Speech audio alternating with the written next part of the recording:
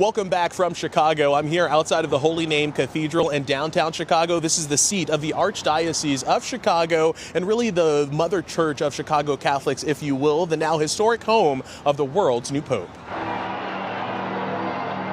The bells ringing in white smoke from the Sistine Chapel, the Cardinals electing a new pope Thursday. Moments later, former Cardinal Robert Prevost emerging as Pope Leo XIV. The 69-year-old is the first American pope. Here in Chicago, I talked with Father Andrew at Holy Name Cathedral about the future of the Catholic Church, the Pope's Midwest roots, and the politics ahead. I'll just start with your initial reaction to the election of Pope Leo XIV, born right here in Chicago. I think shock. Shock was the first one. Like, here it is, the person that I know, that I've served Mass with, walking out on that balcony in St. Peter's Square, greeting the crowd, saying the words of the risen Lord, peace be with you, and just gratitude at the same time. Gratitude that I'm able to live in this moment in history. I had gratitude for Pope Francis, for Pope Benedict, and John Paul II, but gratitude moving forward as a priest under Pope Leo XIV. There's a special connection, though, that you have with him because you actually held a service with him. Did. Tell me about that. So I was a junior in college seminary at the time, and he came back to ordain a priest for the Augustine Order at St. Rita of Cassia Parish on the south side of Chicago.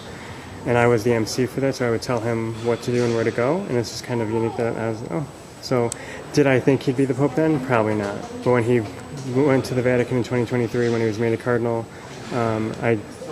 he was a good person to know and a good person to look up to.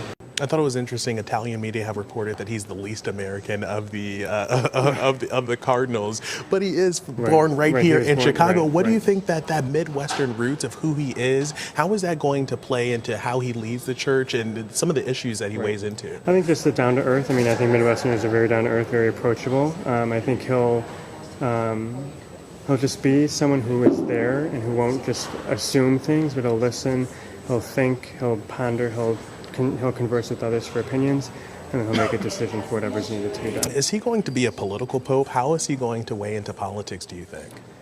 I don't know him that well. I would say that he will use the office given to him to be a moral voice in the world, whether it be for immigrants, for refugees, for life issues.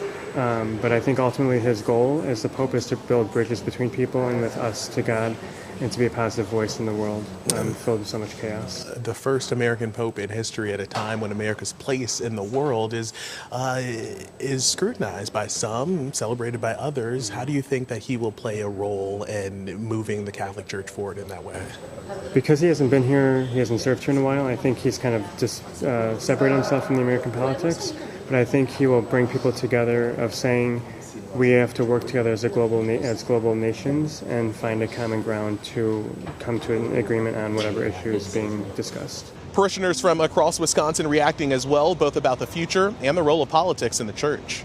Okay, the Catholic Church is not going to change, right? We are going to say the same. There are values that we have as Catholics that will not change, but I think that it does bring a different perspective. Being an American Pope, that's what this country has lost so many faithful compared to other parts of the world. This could be the time to bring people back.